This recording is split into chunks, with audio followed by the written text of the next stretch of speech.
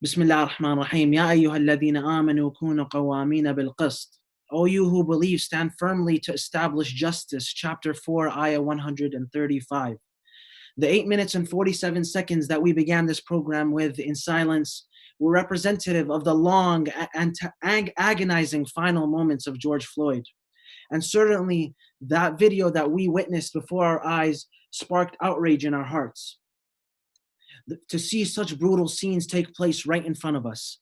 We may slowly become desensitized, but that is something that we cannot allow ourselves to happen. We must have the same reaction every time someone is oppressed for this color of their skin, their beliefs, or their background. We thank you all for joining us today in remembering George Floyd and all the Black lives taken due to the oppressive system that is set in place.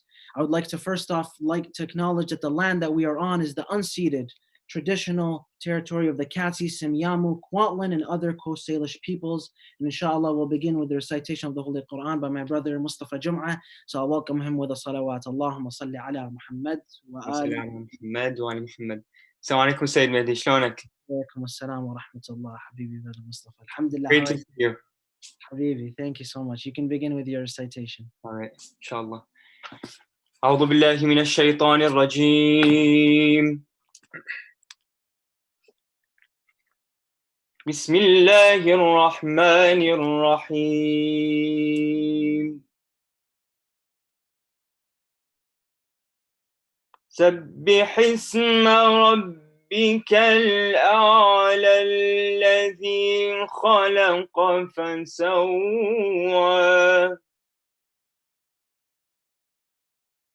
والذي قدر فهدى والذي أخرج المرعى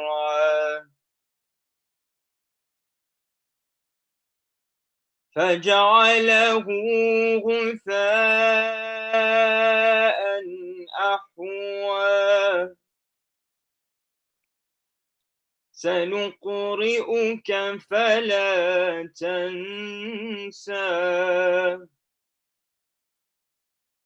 إلا ما شاء الله إنه يعلم الجهر وما يخفى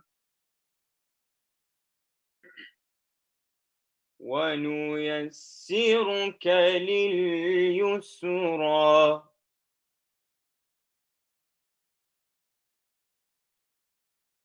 فذكر إن نفعت الذكرى سيذكر من يخشى ويتجنبها الأشقى الذي يصلى النار الكبرى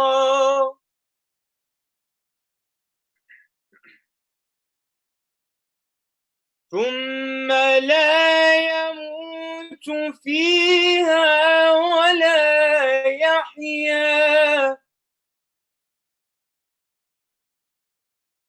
قد أفلح من تزكى وذكر اسم ربه فصلى بل تؤثرون الحياة الدنيا والآخرة خير وأبقى إن هذا لفي الصحف الأولى صحف إبراهيم وموسى صدق الله العلي العظيم. اللهم صل على محمد وآل محمد. أحسنتم. Thank you so much. الله عليكم. أسألكم الدعاء. Habibi, thank you so much. Please pray for us and keep us in your prayers. So it is my great honor, of course, to be able to host this program with you. And I also would like to introduce my co-host, Sister Fatma Aziz. And inshallah, she will be giving MYM's general statement. So I'll give the floor to her to inshallah begin with that. Thank you, Brother Mehdi, and salam alaikum to everyone joining us tonight. So on behalf of the MYM community, we send our deepest condolences to the family and friends of Brother George Floyd. He was murdered by police on May 25th, 2020 in Minneapolis, Minnesota. We recognize that George Floyd is not the first Black man to be murdered in cold blood by police. However, the circumstances surrounding his murder are particularly appalling. Moreover, we welcome the charges brought forth against all 4 officers involved in the murder, and we are calling for their swift prosecution. In addition, we call upon our elected officials to denounce the blatant violations of human rights by police here in Canada and abroad. Whether in Minneapolis or Toronto, we unequivocally condemn the out by the police. Particularly, and this must be said, the targeted attack on Black and Brown bodies and marginalized communities. We recognize there is much work to do here in Canada and abroad to combat racism, and the MYM community is committed to embody the teachings and practices of the Holy Prophet, peace be upon him and his household. We will reach out to our Black and Brown neighbors, colleagues, and classmates to comfort them during these distressing times. And we encourage you all to do so as well. As Muslims, we empathize with the trauma of being bombarded with images of murder of people that look like us. To our Black and Brown brothers and sisters, Muslims or otherwise, we see you, we are here for you, and we are ready to fight for you. We will enjoin good and forbid evil in our resistance against the oppressor. Finally, we end with a hadith from a holy prophet, peace be upon him. A white has no superiority over a Black, nor a Black has any superiority over a white except by piety and good action. Sincerely, the MYM Executive Committee. Thank you so much, Sister Fatma. Inshallah, we will begin with the program. So the objective of tonight's program is to ask questions that are on the top of our minds during these challenging times. I'm sure we all have a lot of questions on what we can do and what must be done by the Muslim community, but even as just a human in today's society, what can be done to support the movement. I am very mindful, and I must be mindful and careful to not take the spotlight from and not speak on behalf of the Black community. So inshallah, please forgive me. That is not my intention. Inshallah, that is something we will try our best not to do so. And instead, we must show our solidarity by supporting our Black brothers and sisters. And that is our biggest goal. I believe Sheikh Azhar Nasser isn't here yet, so we are going to be joined soon by Samahat Sheikh Azhar Nasser. But before that, we'll just talk about the general overview of the program. So we'll be asking questions to the Sheikh, but also this is as the title says, as we advertise, it is called the Anti-Racism Town Hall. So we'd love for everyone, first of all, to turn on their cameras to make it seem like a town hall. It would be beautiful to see everyone's faces. I know we cannot be together at this time, so if you could turn on your cameras and be interacting in this program, that is very, very encouraged. We will also we have the chat box, which if you have any comments and you would like to say anything throughout the program, please do give us your comments. We encourage that, and we would love to hear what you think. And towards the end of the program, we will be opening the floor for respectful dialogue. If you have anything to say, or if you have any questions, or would like to add anything to the discussion, inshallah, that is something we are very open to do. So I think we'll give a couple moments to see if the Sheikh will be joining us. Okay, we'll give it a couple more minutes, inshallah. Inshallah, he'll be here very soon. The things we're going to be talking about, I guess we'll go on an overview of what we'll be talking about and the questions we'll be talking to the Sheikh about.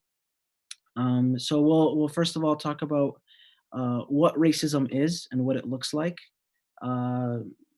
Because the first step of acknowledging and knowing what it is trying to see if it is in our community and what does it look like. Sometimes it can be something that we do not see in our lives, and that's the Sheikh right there. So that's something we will be talking about with the Sheikh as soon as he joins us. And obviously the bigger picture of racism in the Muslim community and everything around that topic. So Sheikh is joining right now. Just want to make sure everything goes smoothly.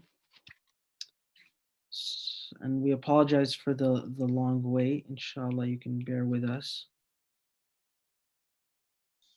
One thing to also mention is if you guys have anything to add throughout the program and before the segment where we'll allow some dialogue, just write in the chat. You know, we'd love to hear your feedback and what you guys are thinking about. And yeah. Inshallah. Assalamu alaikum, Sheikhna. I don't know if you can hear me right now. We'll give it a couple moments. Okay, Sayyid. Assalamu alaikum. Assalamu alaikum, Sheikhna wa rahmatullahi wa barakatuh, Habibi. How are you doing? Allah, how are you guys? Wa alaikum assalam wa rahmatullahi wa barakatuh. Alhamdulillah, how are you? How are you? Alhamdulillah. Sheikhna, Yes. first of all, it's an honor to have you here. It's been a very long time. Inshallah, you're doing well at home. I know the social distancing has made it a lot tougher to see each other. Inshallah, with your du'as, we'll be able to see each other very soon. Inshallah. Inshallah. Jazakallah. So I just introduced the program. We were talking about how we have an anti-racism town hall, and we just want to have a more of a discussion with you, Sheikhna, about racism in our community and how we can better become allies on our end. So I guess I'll begin right away and just ask you, what is racism? What does it look like? Because I know that there's obvious forms of racism, but maybe sometimes there's racism that is so entrenched in us that we don't even mean to do it, but it's still there and still very evident. So I would like your thoughts on that, Sheikh. Bismillah ar-Rahman ar-Rahim. Alhamdulillahi Rabbil Alameen. Wa sallallahu ala Muhammadin wa alihi al-Tahirin.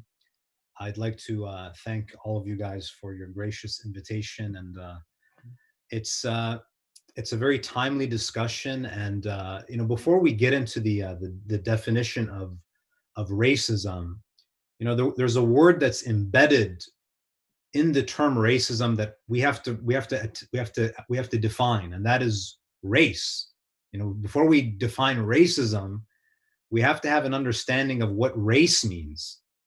And the reason I bring that up is because I remember being an undergrad student, and we were speaking about racism, and you know, to many people don't know that race is actually a social construct, right? So it doesn't actually have a biological reality. And I thought that was very interesting, that, you know, if you take a biology class, racism has no reality in biology, because it's a social construct where human beings, because we have this tendency to categorize the world that we live in, we group human beings into categories based on physical traits or shared social qualities that society sees as being particularly distinct. Now, yes, race has no biological reality, but it does have major social implications. So it's important for us to first understand that race is a social construct. And then when we come to racism, so what do we mean by racism? I mean, there are so many definitions that have been put forward by academics, by scholars. And, you know, one of the definitions that I really like, really a couple of them, is that racism is the belief, right? So it's really an aqidah. It's a belief that a particular race is superior or inferior to another, and that a person's, you know, moral traits or their social traits are predetermined by a set of inborn biological characteristics. So that definition highlights that racism is actually it's an aqidah, it's a belief. Now, another definition that is put forward is that racism is an action or an attitude, and it's an action or an attitude that can sometimes be conscious or unconscious. So sometimes someone, you might look at someone and they've never done anything racist in their lives, but they might be racist not because of their actions, but because of their attitude. They have racist attitudes. So even though the racism may never manifest in their behavior and their actions and their outward actions, racism is not just about action. It's actions, it's attitudes that subordinate people or groups based on these superficial, physical or social traits. And racism, oftentimes when we speak about racism, we talk about individual racism, like, this person made a racist slur. But racism, there's really two main types of racism.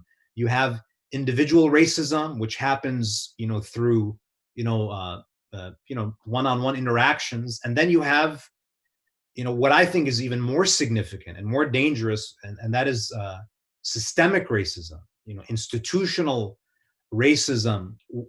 And institutional racism is really about, the policies and the practice that are entrenched in, these established institutions that privilege certain groups and exploit others.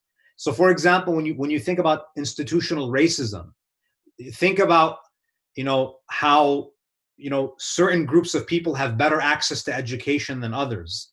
Think about, the Black community compared to the white community. How much access they have to adequate medical care. So if you look at the coronavirus pandemic, it has disproportionately affected Black communities, right? So when we talk about racism, we shouldn't reduce racism to just, the one-on-one interactions that I have at the grocery store in the parking lot. We have to talk about the institutional racism that, that's the reason why, when you look at Black communities, they are the ones who often live in areas where the water's polluted, the air is polluted. They're much more likely to be incarcerated. So their experience with the criminal justice system is quite distinct. So that's what it looks like. That's so the racial gaps across all of these different systems. That is what racism looks like.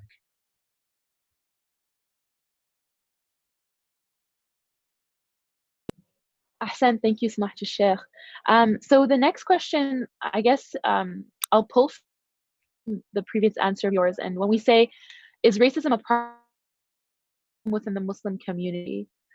So I think when you mentioned that some people, when you look at them or from your experience with them, you wouldn't consider them to be racist, but maybe their attitudes, for example, things that they might say are perceived are actually within the definition of racism.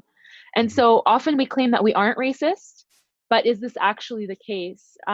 So I have some examples that I'd like to share, and then I'd like to hear your thoughts on them. Sure. So are we using racist language? And when I say this, because I'm Arab, so I'm going to bring from my experience as an Arab person.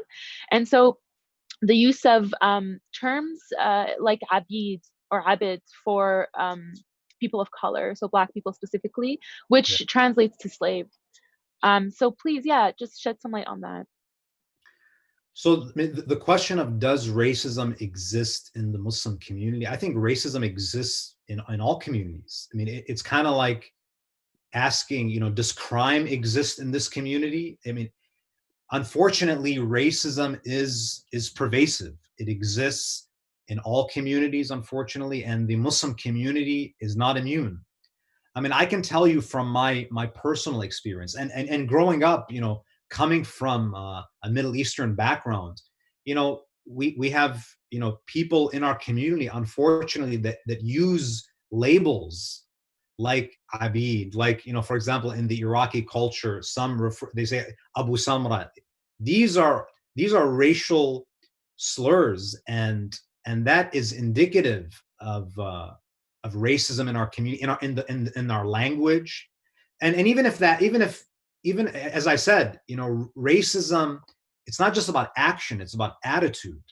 It's not enough to just say that, oh, I'm not racist. You know, I think that we live in a time where, you know, the anti-Black sentiments are so toxic and so dangerous to our community that you actually have to be anti-racist. It's not enough to just say that I'm not racist. That you have to make an effort to kind of, you know, to address these social ills in our community. I mean, I'll share with you guys a story that happened to me many years ago, and this just again shows you the subtle or maybe not so subtle ways where we see you know, racism in our community.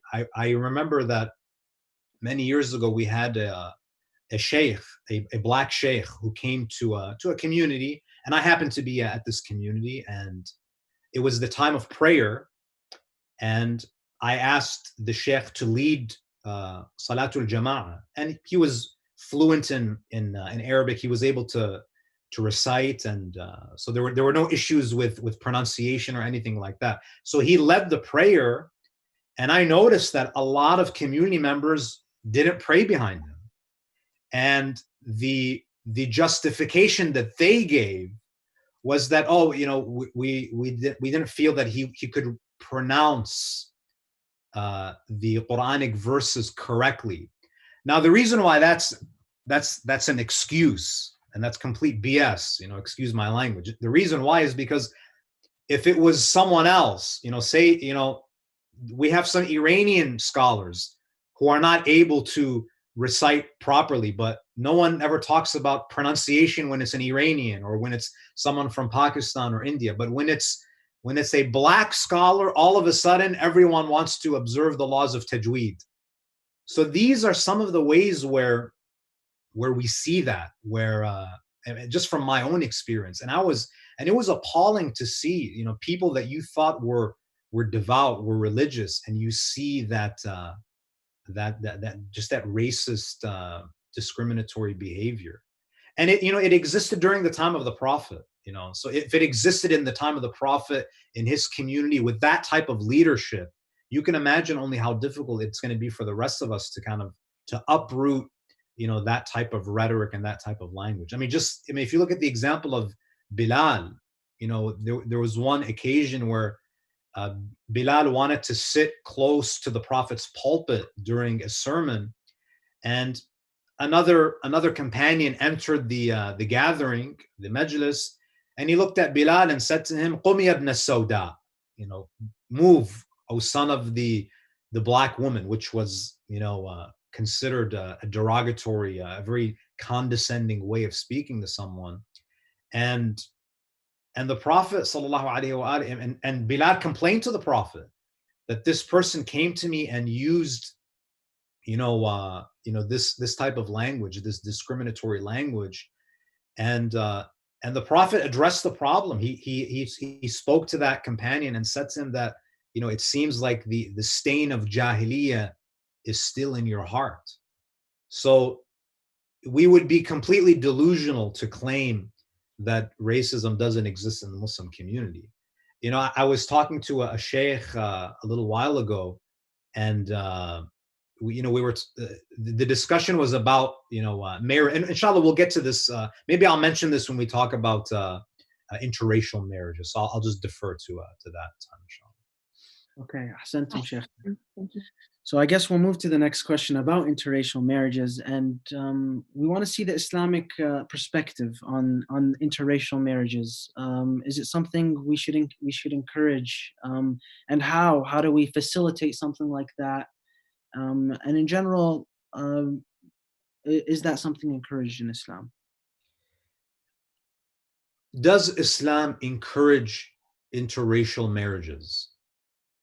You know, Islam just doesn't give importance to a person's race or skin color. I mean, it's not that Islam says that you should get married to someone outside of your culture or outside of your race. But, you know, so if someone wants to get married to a person who belongs to their race or their ethnicity or their culture, there's nothing wrong with that.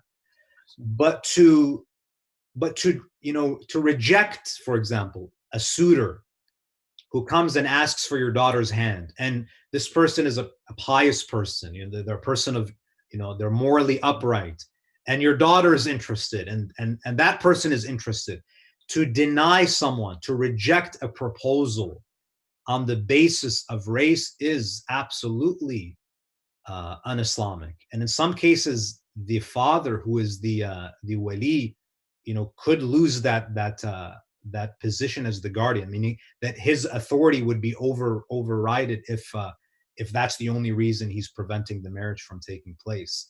So does Islam encourage interracial? Islam encourages us to marry people who are people of piety and people of good moral character. Now, it's up to people who they want to marry. I mean, when it comes to these secondary issues, that's for people to decide. But we know from the history of the Imams of Ahlul Bayt alayhim salam that the Imams had no issues marrying people outside of Medina, outside of Mecca. When you look at the Imams, for example, we know that Imam al-Sadiq alayhi salam married a woman.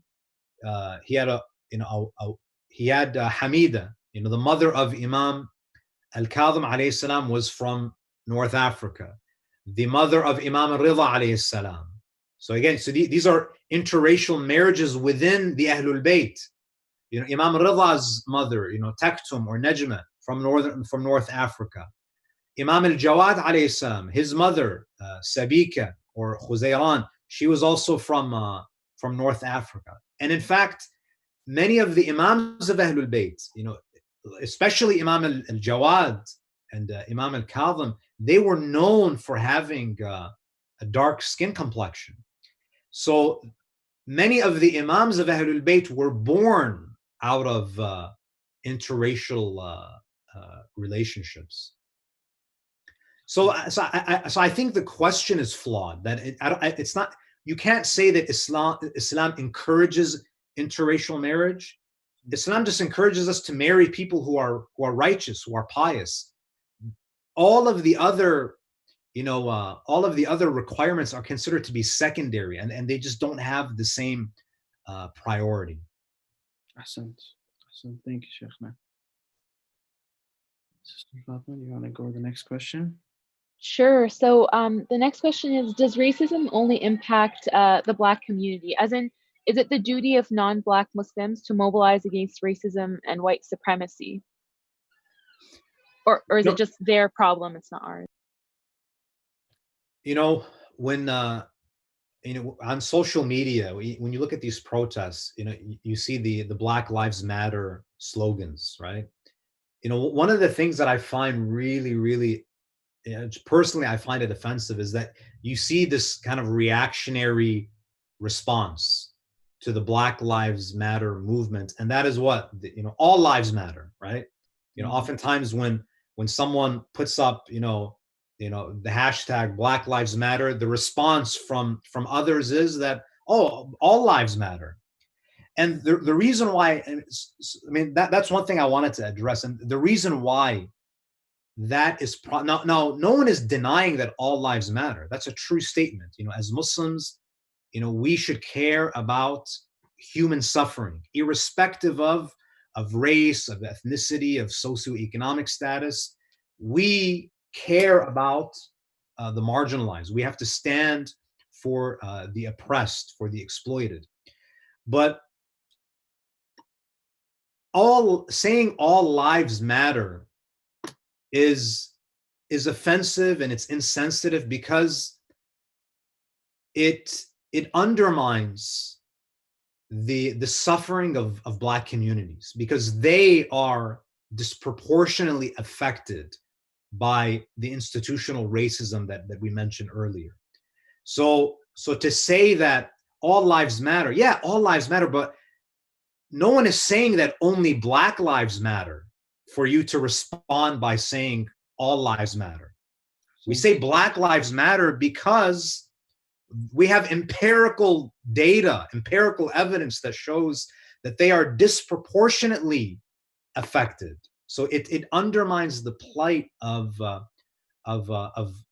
Black communities. Now, is this just a problem for the Black community? No, it definitely affects all of us, because bigotry is not going to be an isolated incident. Those who have bigotry towards the Black community is going to breed bigotry towards the Hispanic community. So Islamophobia, anti-Blackness, anti-Semitism, it all comes from that belief that certain people don't deserve the same privileges and the same resources, the same access as others. So if we turn a blind eye to the suffering of one group, it's going to embolden the perpetrators of those crimes to enact that injustice on other communities. So the suffering of any group of people, it's inevitably going to have an impact on the rest of us. Sense. One thing I wanted to add, something I saw on social media as well, was someone mentioned, and it was a response to people posting "All Lives Matter," is that it's the basic idea that once Black lives matter, then all lives will matter, because as it stands now, all lives except for those of Black people matter. So that was something I wanted to share. And I think the next step, obviously, after looking at the problem, is obviously looking at what we can do next, Sheikhna. And I want to see if you had any strategies you could share with community leaders, with people in the community. What can we do as youth leaders, as the elders in the mosque? What can we do as strategies to eradicate racism in the community? As I said earlier, I think that saying that you want to eradicate racism is an unrealistic goal. I think that what we have to do is that we have to try to create the conditions to minimize it as much as possible. Because at the end of the day, we're dealing with human beings, and human beings are always going to engage in an abhorrent, repugnant behavior. It's just a fact. What we need to do is create the conditions that make it less common. We have to try to mitigate the problem. Now, what are some of the things that we can do? Now, number one, what we have to do is we have to learn to recognize and understand our own privilege. Meaning that we have to know that we are in a privileged position when we drive a vehicle as members who are not part of the Black community. When with the story of the death of George Floyd, according to what I saw on television, on news reports, indicated that the cops, law enforcement was called because of a counterfeit $20 bill. Allegedly, too, wasn't it? Yeah, allegedly. Yeah. Now the point here is that if that was a white person, if that was a white customer, that's probably a story that they would be able to tell at a dinner party. That, it was really funny. Apparently, I had this $20 bill, and then, anyway, I put it back in my pocket, or I destroyed it, and I just gave, a legit $20 bill. Like, that would have been a story that you could tell over dinner to your family and friends. But to a person of color, to a person from the Black community, it resulted in his death.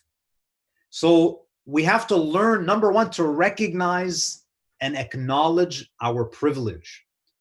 And so in order to use our privilege, so if we're going to collectively empower others using our privilege, using the resources that we're privileged to have access to, we have to first acknowledge our own privilege. We have to acknowledge the implications of our privileges. So that's number one. And acknowledging privilege is intersectional, meaning that we have to also acknowledge the privileges that we have by virtue of being, males. We have to acknowledge male privilege. We have to acknowledge, white privilege. We have to acknowledge the privilege that goes along with, your economic status. So So acknowledging privilege is an important step in combating racism. That's number 2. So I'll share with you maybe like 6 or 7 things that I think that we can do to combat, not eradicate, because I think that's a very bold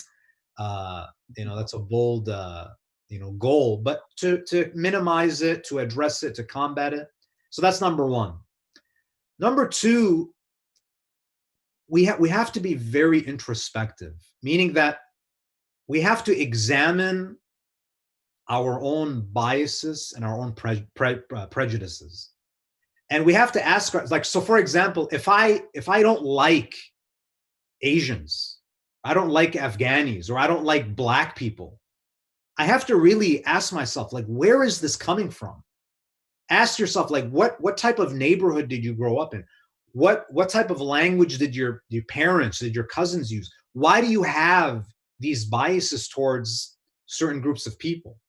So you have to really identify, like, what is the cause of this? So examining your biases and thinking deeply about where they originated. It's almost like a disease that you have to diagnose. Like, we might notice the symptoms, but where is this coming from? So our experiences, our childhood, the schools that we went to, the mosques that we attended, the language that characterized our upbringing, the language that was used by our parents and grandparents, that is gonna, those experiences are gonna produce and reinforce bias, gonna reinforce stereotypes and prejudice. So examining those biases and really being honest with yourself, like, where is this resentment coming from? Where is this prejudice coming from? Can help you, can help all of us, work towards, more equality. Now, number 3, and this is really difficult. And number 3, I think, is one of the key areas, especially for people in positions of leadership. That means for scholars, for board members, for community organizers. And that is that we have to validate the experiences and the feelings of people of color. And we can extend this to gender discrimination. And so again, this is an intersectional issue. Validating the experiences and the feelings of people of color. Now, what often happens, I've been to many mosques where, there's a complaint that we feel that we're being discriminated against. We feel that some members of the community are racist. What typically happens if you bring that to the attention of leadership? Oh, no, they become very defensive. No, you must have misunderstood. You're wrong. You're being overly sensitive. Leadership means that you don't dismiss grievances. If someone has a grievance, even if you think they're mistaken, don't just push them away. Don't just chalk it up to, you're just being too sensitive. True leadership means that you validate people's concerns. You try to understand why they felt excluded, why they feel discriminated against, why don't they feel comfortable in our mosques, in our centers. So validating their feelings, doing a survey every once in a while, asking people, how do you feel? Like, how comfortable do you feel? Have you experienced racism in our community? What type of racism? Be specific about your experience. So it's important for us to listen to people, and this happens all the time. There's a grievance, there's a complaint, and we refer them to our complaint department, which is the trash can. Right? That's what we do. So, and the story that I gave, of the Prophet, when Bilal came to him complaining that another companion, threw a racial slur at me, saying, "Qum ya ibn as-Sauda," the Prophet didn't say, "Oh, Bilal, stop being so sensitive. We have so many other problems to deal with. Look at how much we've grown as a community." The Prophet listened and he addressed the problem. So he validated the feelings. He validated the pain of Bilal. So that's number 3. So number 4, and this is a big problem in our community, in many communities. We have to challenge the colorblind ideology. Many mosques, many centers will say, no, there's no racism here. Alhamdulillah, we're colorblind. That's not a solution. Being colorblind is not how you combat racism, because being colorblind ignores a significant part of a person's identity.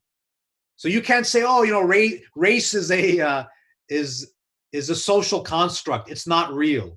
Yeah, it's not a biological reality. It's a social construct, but it's a very real social construct. Society is structured on the basis of race. So to say that you're colorblind ignores a significant part of a person's identity, and it dismisses the injustice, the real injustice that people face as a result of their race. So if you want to combat racism, you can't say that I'm colorblind. You have to see color, and you have to have the attitude that every color is beautiful, because every color is a creation of God. It's a creation of Allah subhanahu wa ta'ala. Number 5, and this is difficult, especially when it's coming from your friends and family members. You have to call out racist jokes and racist statements. Sometimes we're sitting and we're laughing, and someone makes a racist remark. If you tolerate it during your hangouts, then you're not serious about combating racism. If you think that there are certain times and places where being racist is acceptable, and it's just a joke, that means that you don't truly believe in this idea that racism has to be combated, that we have to confront it. Number 6 is, we have to really look at our organizations and ask ourselves that, are we truly inclusive? Like, do our boards reflect the diversity of the ummah? Over 30% of the Muslim community is Black. Can we say that 30% of our leadership and our boards are comprised of people of color? I can tell you from my own experience, that's definitely not the case. So we have to create opportunities for people of color to be involved. And I don't just mean that you open up the doors and mashallah, they come for Jum'ah prayer. Offer them opportunities to step into leadership positions, empower them. So that's number 6. Number 7, and the final thing that I want to mention is that, we have to go back to the old school principle of, putting your money where your mouth is. You're not a social justice, advocate just because you post on social media, right? You have to put your money where your mouth is. And what that means is that when you stand for justice, you have to also take a stand with your wallet, right? So if you are affiliated with certain organizations, is that organization inclusive? The charities that you donate to, do they have a track record of excluding people of color? We have to make an effort to support local businesses. We have to pump money into our own communities. So instead of, shopping at Walmart, why not shop at, the local grocery store that's owned and operated by a minority, that's owned and operated by someone from the Black community. So that's what we have to do. We have to have a very holistic approach. It's not enough to just say racism is horrible, and let's talk about Bilal, and let's talk about how the imams, many of the imams, their mothers were from Northern Africa. That's not the solution. Yeah, it's wonderful to remind people that Black Muslims are part of our sacred history. They're not foreign to it.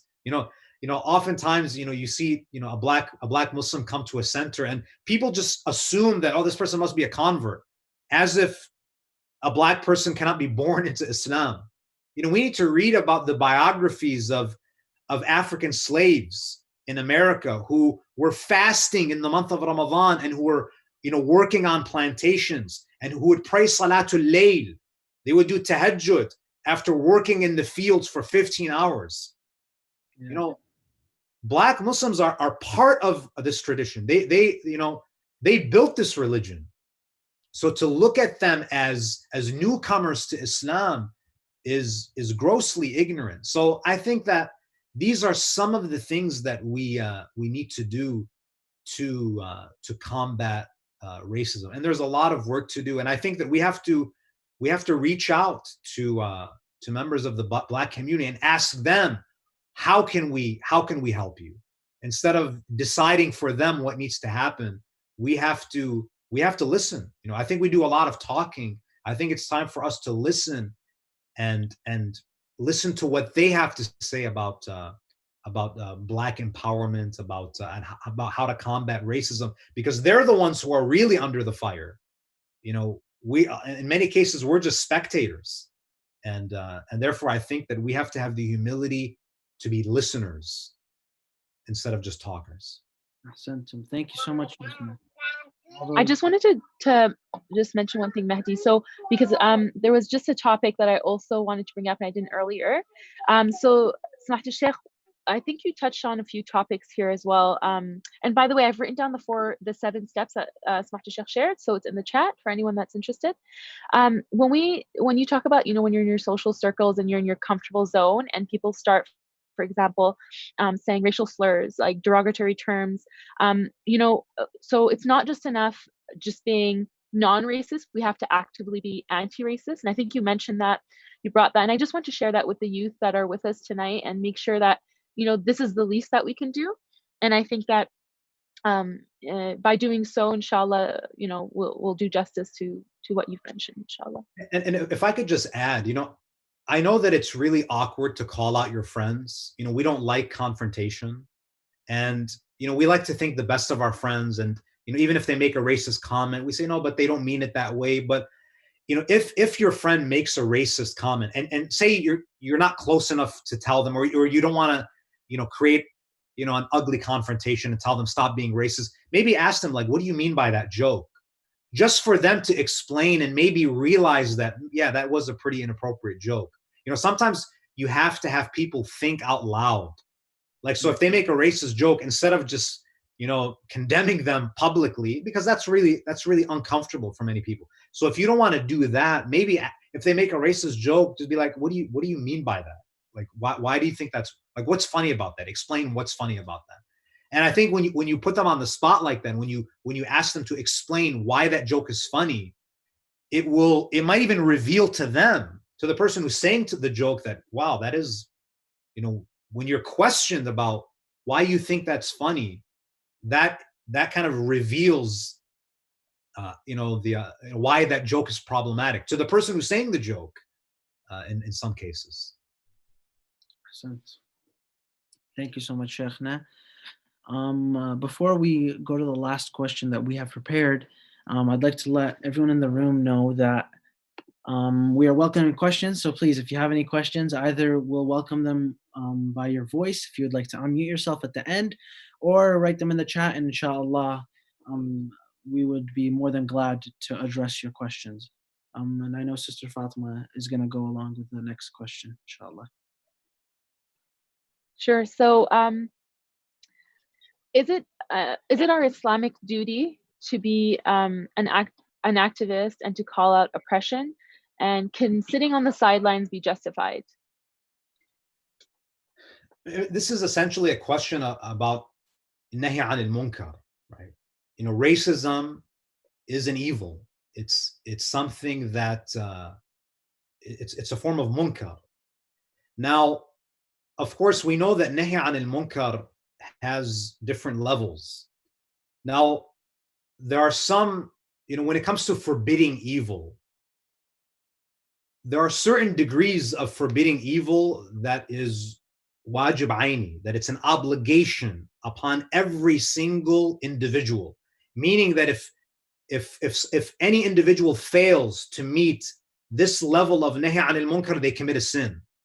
And that bare minimum is al-inkarul qalbi, that at the level of the heart, the bare minimum, the bare minimum is that the racism has to be rejected at the level of the heart, that the heart has to recognize that this is something that is abhorrent. That is an obligation. So being indifferent towards racism is actually a sin, meaning that if the heart doesn't renounce and denounce racism, then that is a sin. So nahi anil munkar at the level of the heart is obligatory on every single person. That every heart, every Muslim heart has to denounce it. Now, when it comes to denouncing it with your tongue or with your actions, that's going to depend on your circumstances. So, you know, there are some people who they just don't have the skill set to oppose racism with their tongues, meaning, you know, to be at the forefront and stand against you know, racism and prejudice and bigotry requires a certain degree of articulation, meaning that you have to have a certain skill set. That's why, you know, Allah subhanahu wa ta'ala in the Quran, he says, وَلْتَكُنْ مِنْكُمْ أُمَّةً يَدْعُونَ إِلَى الْخَيْرِ وَيَأْمُرُونَ بِالْمَعْرُوفِ وَيَنْهَوْنَ عَلَى الْمُنكَرِ. Let there be a group of you who call towards goodness and who enjoin good and forbid evil. That means that there's a skill set that's required. That's why I don't recommend anyone to, you know, to speak, you know, in front of the media, because I think you have to have people who are polished, who are culturally competent, who understand the nuances of these issues to be at the forefront. But I think everyone can participate in a way that they're comfortable with. But so it's an obligation on everyone at the level of the heart to denounce racism. But beyond that, I think it needs to be guided by leadership, and it needs to be guided by people who have the skill set to kind of address these issues head on. Thank you so much, Sheikh. So we do have a question here from Muhammad Fadl. He says, is it Islamically okay to sign petitions that demand justice for George Floyd and to charge the police officers that killed him to be charged for murder? I guess he's asking, like, on the point of maybe these officers would lose their livelihood, and is it a fine if we play a part in that? So the question was asking, is it obligatory? No, is it okay to sign petitions and demand justice for George Floyd? Absolutely not. I mean, it's not only is it okay, but I mean, if you're able to contribute to you know, holding this person accountable, not only is it permissible, I think it's noble. I don't believe that someone who is so heartless, that who can put their knee on the neck of a black man for 8 minutes and hear them asking, you know, pleading with them, saying that I can't breathe. Someone like that should not be in a position of power. So, you know, if it means that, you know, he loses his livelihood, so be it. You know, he should be in prison, you know. So, you know, someone lost their life, you know, George Floyd lost his life, and people are worried about this guy losing his livelihood. Exactly. He shouldn't be an officer. He shouldn't be in a position of power. I mean, do you think that's the first time that officer, I don't even know his name, I don't even want to know his name, but do you think that's the first time that officer used excessive force on a person of color? You think that was a first time thing that he put his knee on the neck of a person of color, doing it for 8 minutes and ignoring a person's cries? I guarantee you that was not the first time. So anything that we can do to ensure that doesn't happen again, and people who use excessive force just need to be, you know, they need to lose their badges. We have another question here It says, we are not the heads of every community, so how can we make a difference? So imagine we know a community that does have a lot of racism in it. So someone that wants to take their concerns, who do they go to, and how do they address that in a way that will actually make a difference instead of just being rejected right away? You know, I think first and foremost we have to focus on our own backyard. You know, I think that sometimes we spread ourselves too thin. I think that, you know, we have to kind of set an example in our own community. And I think it would be useful to have a system where, if people have a grievance, there's a system, they can submit that grievance, they can get, FaceTime with some of the board members, the community leaders. So I think it's going to require pressure from communities. I think that the only way that change is going to happen is that, obviously you meet with the community leadership, you bring this to their attention, and if nothing happens, you simply say that, I'm not gonna donate unless these changes take place. If you want me to donate in the month of Ramadan, if you want me to support this community, you have to stand for justice. So it goes back to the principle of, putting your money where your mouth is. Communities will respond if people stop donating. So sometimes economic pressure works if people are not taking these issues seriously. Sense. Thank you so much, Sheikhna. And if we have any more questions, they're welcome. But I believe, I guess we'll be wrapping up now. So yeah, I actually have a question. Yeah. Can I ask a question? We have some time, right, before Salat? Are we good on time?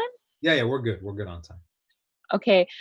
So there's this concept that I've more recently been really interested in, and it has to do with defunding the police and systems that are set in place to regulate society, but that in turn don't do that, and you see fatalities. And so maybe, the structure of Islam during the Holy Prophet's time, or whatever examples you can give to us in terms of whether or not these systems were in place, and how are people regulated? Like if someone did something, if you could just share with us that, I guess.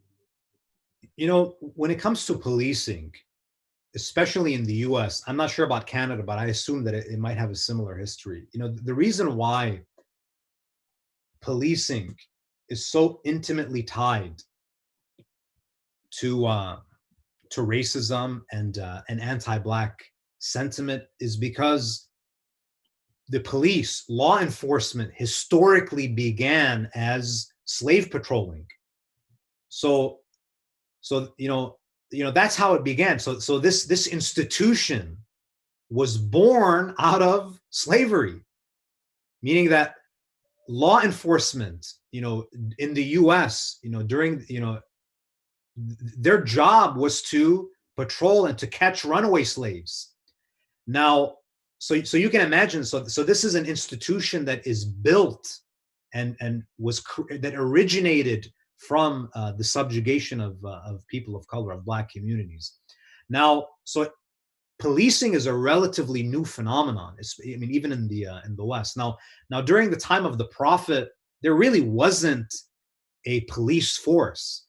If crimes were committed, if there were witnesses, they were brought to there was a kind of a sort of primitive judicial system, but it was more of, people would turn themselves in if in some cases it seems like there was a type of kind of a citizen's arrest, like for example in the case of Ibn Muljim, when he struck Imam Ali ibn Abi Talib. It's not like there were the Kufan police department. People came so and sort of like a social contract. Yeah, it was a type of social contract, and if someone broke that contract, there was social pressure for that person to turn themselves in, or it would be a type of kind of like a type of citizen's arrest. There was no policing in the way that we see it today. Actually building on that, it is kind of, we're going on to the policing category, but I was thinking about this also, and you see like the defund the police, people are calling to defund the police, and so you're looking at both sides of the argument, and you want to chime in or not chime in, you want to see all the different opinions. Yeah. And I see a lot of people saying like you have the slogan ACAB all over, and people are talking about every cop is a bad cop. Is it morally, or could there be religious implications for working for this kind of system, or to see it in such a like in such a racist way, or is that a little too much in that? I think the when it comes to, that's a difficult question to answer, because the problem is, even if you're a good cop, Yeah. you're still strengthening an institution that is disproportionately oppressing a huge segment of the society. When we talk about defunding the police, people think, oh my God, what's going to happen? Crime, you're going to have rampant crime if you defund the police. That's the question that you should ask is, what is causing this crime? I think there's a big problem in society if the police departments are getting more funding than the schools. If you want to reduce crime, increase funding of schools. Increase increase funding for these social programs, these social services. Give people better healthcare, better education, better housing. Yeah. So you can't say that the solution is let's increase funding, police funding. That hasn't been effective. So if you want to reduce crime, you have to look at the root causes. And a lot of the root causes is that people just don't have basic resources. Their basic needs are not being met. The guy, someone who's why are they stealing? Right? Yeah. Why are they involved in gangs? Yeah, exactly. That's the real question, because many of them come from broken homes. Why are their homes broken? So I think it's too simplistic to say that, oh, there's crime, therefore we should increase funding for the police. No, you should make education and actually accessible. in a lot of societies and communities, the increase of police increases crime. Exactly. So there's no proof that, for example, the increase of police reduces crime. We actually have a question by Brother Ali Samak. So I think that maybe we can get him to join in. Sure. And then if not, السلام عليكم. عليكم السلام. أيها البدر. أهلا وسهلا. شلونكم شيخنا؟ Alhamdulillah. How are you? How's it going? Sheikhna, I had a question. I know I think you're the perfect person to ask this because you've spent significant time in the United States and you've lived there. And there's a sentiment when I talk to a lot of Canadians and the people that I know that think that, the problems and the racism that exists in the US is specific to the US and Canada is immune from that type of sentiment or racism. Could you speak to your experiences and based on what you've seen or what you've dealt with, do you see the similar problems with Canada as in the US? I mean, I could tell you that there are not that many Black people in Vancouver. I think that it's a relatively small Black community. I also think that it's when you look at the United States, it's a lot easier to acquire a firearm. I think Canadian police, they seem a lot more restrained than law enforcement in the U.S. comparatively. I might be wrong, but I think the racism it does exist.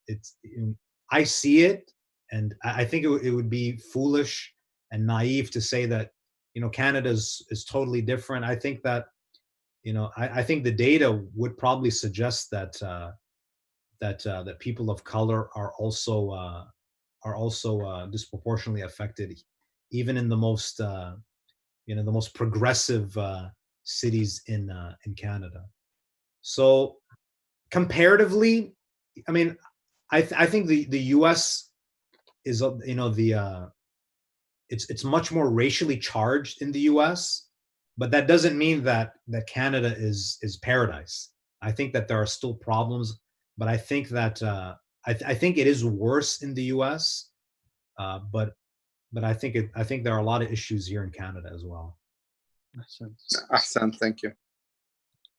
Okay, and we'll take this last question from Brother Hadi, and we'll wrap it up. And as Sister Fatima was saying, it's true. Like the indigenous communities, as you were mentioning, policing in America, the RCMP itself, if you look into the history of the RCMP, was built on 5 white guys, colonizers, that decided to just police indigenous peoples and communities, and that's how the RCMP was built. Yeah. So this last question says, could you please speak to us as to how we should respond to people who say they don't care about the Black Lives Matter movement because the media in the West never shows sympathy or highlights the humanitarian issues in the East, such as Palestine, Iraq, Syria, and all of those countries that we see back home. So what do we say to these people that, like, there will be like an Iraqi guy that says, we have more problems back home. What do we tell someone like that? I think the problem is referring to Iraq as back home. Why isn't this country your home too? You know what I mean? Like, I feel like a lot of us, especially, the elder generation, their bodies are here, but their minds and hearts are still in the Middle East. And I think that if you want to make a positive contribution to your community, you have to stop thinking that you're just a visitor. You actually you live here. Your kids are growing up here. This is your country, and I think you have to treat it that way. So what happens in your backyard is happening in your home. So you can't just keep on referring to the Iraq or Lebanon or Afghanistan or Pakistan, that back home. Yeah, that's your place of origin, but Canada is your home now. The US is your home. So I think that the problem is that we still have this kind of this visitor mentality that this is not our home. And when you have that attitude, you're not going to be treated as a citizen of this country. You're always going to be treated as a foreigner, because even the language you use reinforces the fact that you're a foreigner, because you always refer to the Middle East as your home, and you don't care about the domestic affairs. Yeah. Sense. Yes, I remember watching a video by Hassan Minhaj, and he's like, the foreigners, we come here, like especially the elders, they'll come here, they'll take all the greatness of the countries and all the good, but they don't want to take any of the bad. There's a tradition that says khairul biladi ma hamalak. The best of countries, the best of nations are the ones who embrace you.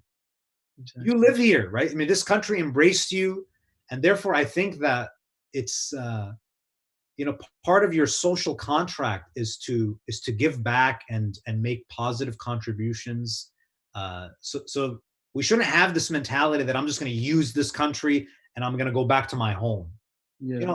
This earth is created by Allah subhanahu wa ta'ala. This is Ardullah. This is, every land belongs to Allah subhanahu wa ta'ala. So I think that we should treat every country with respect, that we should be fair, that we should be people of morality, people of integrity, and we should care about the injustice that happens in our own backyard here, as well as the injustice that happens abroad in our places of origin, in our motherlands.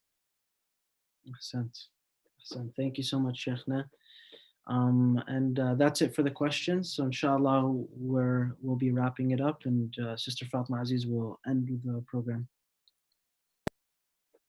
Thank you very much.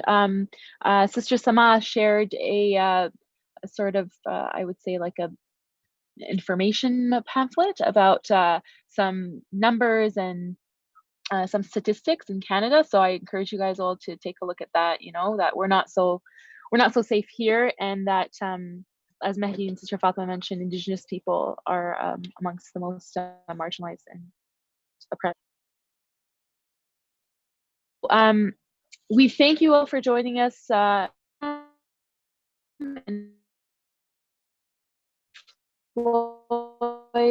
And in solidarity with you all, the 7 sort of steps that Smaht al-Sheikh had shared with us regarding strategies to combat racism. So I encourage you all to please take a look at that, save it somewhere, write it down, and why not? Let's follow this. Let's be actively anti-racist, and let's really make a change.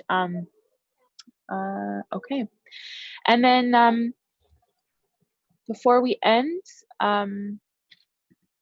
I wanted to just make mention that inshallah in the coming programs, we want to host more topics such as these. And so if you're someone that's really interested, you're passionate about this topic in particular, you want to share your insight, please do message the MYM either on Instagram, on Twitter.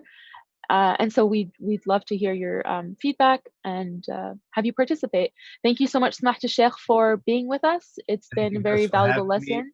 Inshallah, hopefully when this pandemic is over, we'll be able to kind of, be in your presence. And I look forward to the day where we can share a physical space with each other. And I want to thank everyone for their comments and their participation. And I'd love if someone can forward me some information on police brutality in Canada. Again, I don't have a lot of background information on that, but I imagine it's not too different from the U.S. But I always had the impression that it's a little bit better than the U.S. But again, that's not saying very much. So yeah, I think there's different aspects. Like in the U.S., I think police officers wear body cams, for example. People are more likely to take pictures, show them our videos. Here in Canada, because it's mostly like marginalized communities, the RCMP go into Indigenous communities, or when you're policing the downtown East Side, for example, there's not a lot of people that are out there being like, don't hurt this person, because we always think of them as criminals, or they're always I don't want to take too much, but that's sort of, I think, a big part of why we think it might be better here, because so thank you. Thank you so much, Sheikhna, and inshallah we'll talk very soon. And thank you for joining us, everyone. Inshallah, we're just ending before Salah, so thank you, everyone. Ahsantum. Barakallah. Ma'as salama.